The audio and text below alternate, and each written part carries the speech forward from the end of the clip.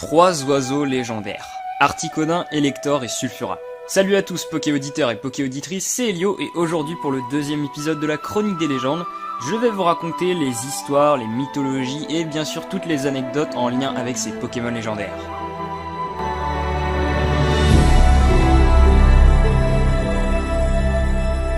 Si je vais vous parler de ces légendaires, il faut que je vous en dise plus sur le Pokémon qui maintient leur équilibre, Lugia, le gardien des abysses. Lorsque la Terre fut créée, deux Pokémon légendaires parmi tant d'autres sont alors envoyés pour créer le jour et la nuit. Ho-Oh est chargé de créer le jour et Lugia est chargé de créer la nuit.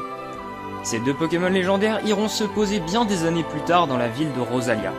Ho-Oh dans la tour Ferraille et Lugia dans la tour Cuivre. Cependant, celle-ci est victime d'un incendie, et Lugia part se trouver un nouveau refuge qui correspond plus à son élément, les tourbillons.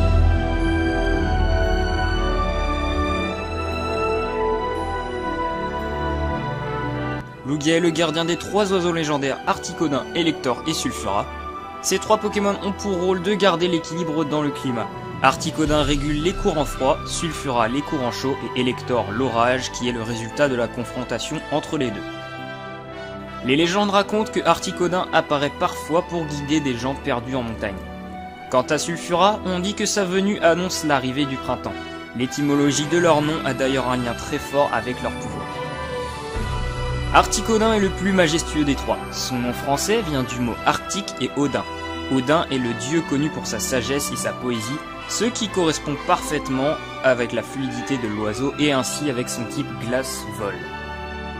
Elector est le plus destructeur des trois, grâce à ses capacités électriques. Son nom vient du mot électrique et Thor. Thor étant le dieu du tonnerre et aussi le fils d'Odin. Tiens donc, fils d'Odin? Elector, fils d'Articodin? Son type électrique vol lui correspond parfaitement. Quant à Sulfura, celui-ci est l'oiseau brûlant représentant l'élément le plus imprévisible, le feu. Son nom français est très différent de ses deux semblables. Articodin et Elector venaient tous les deux de dieux mythologiques nordiques, mais Sulfura, c'est différent, car il tire son nom des mots sulfure et Ra, dieu du soleil égyptien. D'ailleurs, pour l'anecdote, le nom anglais de ces Pokémon légendaires sont Articuno, Zapdos et Moltres, représentant un parfait trio, un, dos, tres. Ces trois oiseaux ont marqué toute une génération de fans et continuent même aujourd'hui, car ils sont les premiers Pokémon légendaires remarquables pour leur puissance presque jamais égalée. Maintenant j'aimerais vous parler de quelques anecdotes qui restent trop peu connues des fans. Vous connaissez sûrement la capacité triple attaque. Si vous ne la connaissez pas, le Pokédex va nous éclairer. Triple attaque est une capacité offensive de type normal, introduite dans la première génération. Elle permet à l'utilisateur d'envoyer 3 boules d'énergie sur son adversaire. Triple attaque inflige des dégâts et possède 20% de chance de brûler, geler ou paralyser la cible. Mais ce ne sont pas les chiffres qui sont importants. Par contre, si on regarde ça d'un autre œil, brûlure, gel et enfin paralysie. Eh bien oui, cette capacité a été inspirée par nos trois oiseaux légendaires. D'ailleurs, petit élément supplémentaire, mais les talents cachés de nos oiseaux légendaires sont Corps Ardent pour Sulfura, qui brûle son adversaire quand il l'attaque physiquement, et Statique pour Elector, qui agit de la même manière. Mais pour Articodin, cet élément ne fonctionne pas, mais cela reste un petit détail. Maintenant je vais m'attaquer à un élément plus complexe sur le Pokéweb, la fusion. C'est une chose appréciée de certains comme détestée par d'autres. Mais quand on évoque la fusion à un Pokéfan, il nous sortira très souvent Kyurem noir et Kyurem blanc, qui sont la fusion ADN de Kyurem, Zekrom et Reshiram. Et plus récemment, Necrozma avec Solgaleo et Lunala. Mais si je vous dis qu'il existe officiellement une fusion d'Articodin, Elector et Sulfura, vous ne me croyez pas? Eh bien je vais vous expliquer. Cette fusion a eu lieu dans le tome 3 du manga Pokémon La Grande Aventure.